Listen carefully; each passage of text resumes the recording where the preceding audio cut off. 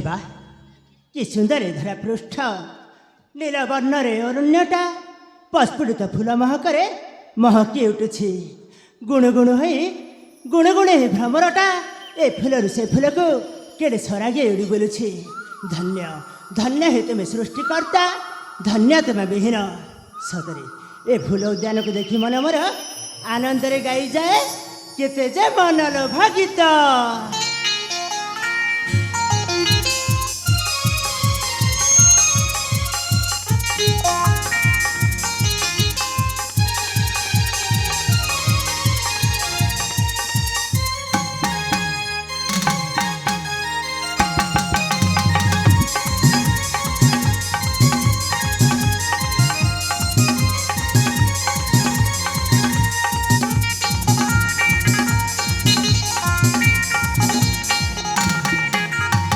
सागर कुमार दस्यु प्रवर दस्यु जला सिंह मोर पियर सागर कुमार दस्यु प्रवर दस्यु जला सिंह मोर पियर बयस जा अष्टादश तनुरेता परिवेश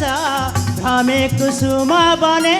ने झुमी ताने ताने भ्रमे फूल बने झुमी ताने ताने भ्रमे फूल बने झुमी ताने ताने भ्रमे फूल बने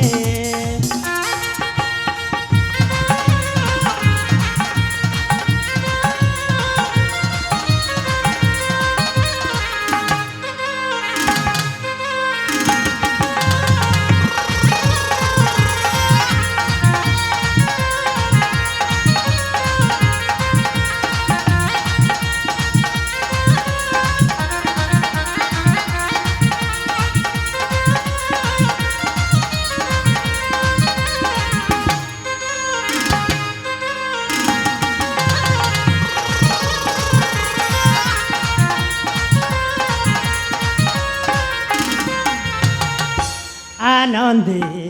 भ्रमण सागर चरण सिंह ठाणी रे गमई बलिष्ठ तरुण आहाकी जतने करिछ गठन धन्य धन्य सृष्टिकर्ता हे चतुरानन खेली बोले ए फूलरू सही फूले प्रभात विहरणे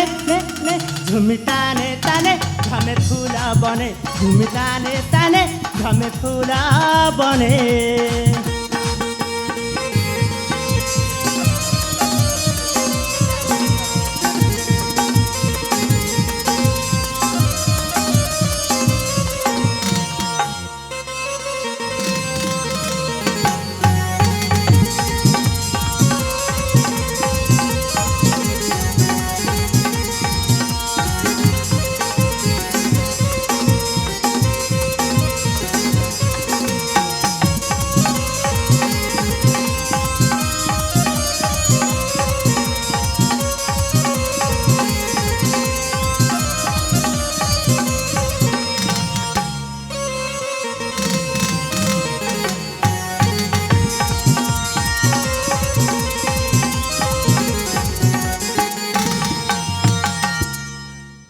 सतरे